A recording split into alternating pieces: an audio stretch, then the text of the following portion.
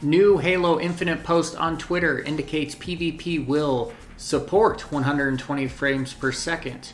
While support is good, is it the same as a guarantee? Let's take a look. Welcome to the channel, everyone. I'm Zach, aka Straatien. If you like what you see, don't forget to subscribe and like this video. You can also catch me on Twitch, Facebook, and Twitter. Links for all of those places will be in the description below. So, what is support by definition? Well, it's very simple. Support by definition is to be compatible with, at least technical support, to be compatible with. Compatibility is huge, and compatibility is the big thing that we want to make sure that we are focusing on with this definition. Support does not equate to a guarantee.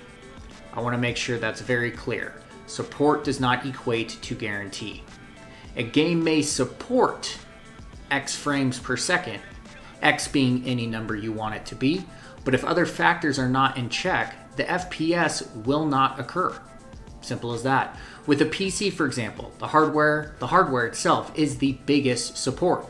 A game may be able to play at 200 frames per second, but if you're running old hardware, old video cards, old processor, things of that nature, you may only see 30 to 60 frames per second.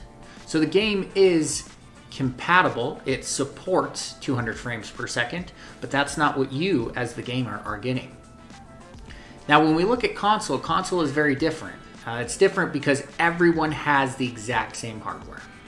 So every person that buys that Xbox Series X is going to be running the same CPU with the same teraflops, the same video processor, everything's going to be the same.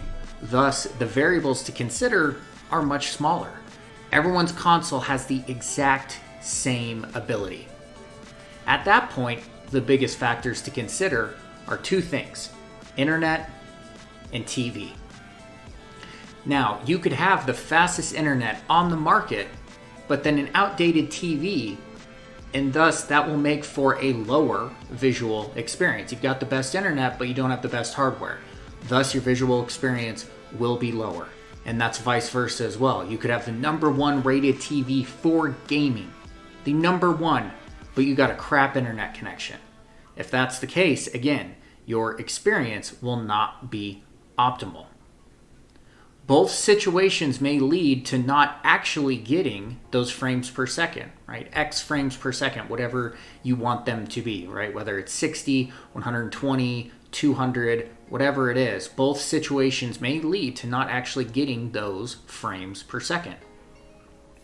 Now, the tweet emphasized that multiplayer specifically will be supporting 120 frames per second.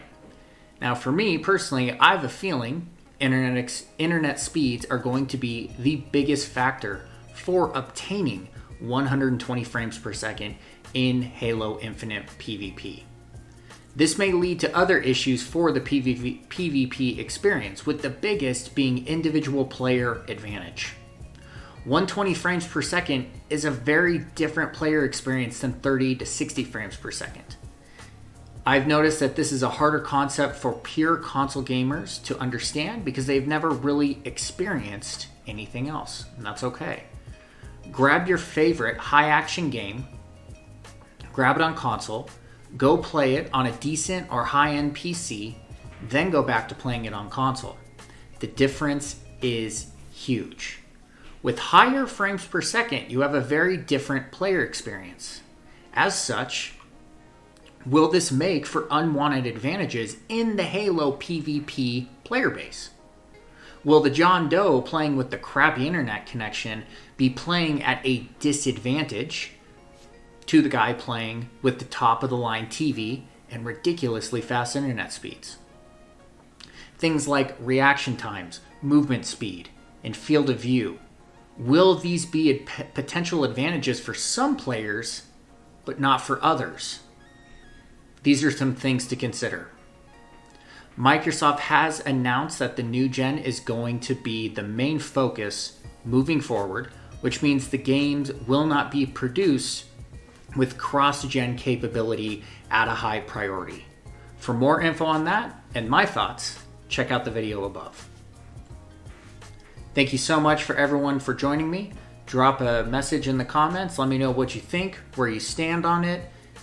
What do you think some of the advantages, disadvantages, or maybe am I just reading too much into it? Do I see support and maybe that was just a questionable wording on their side? Let me know. I will see you guys next time.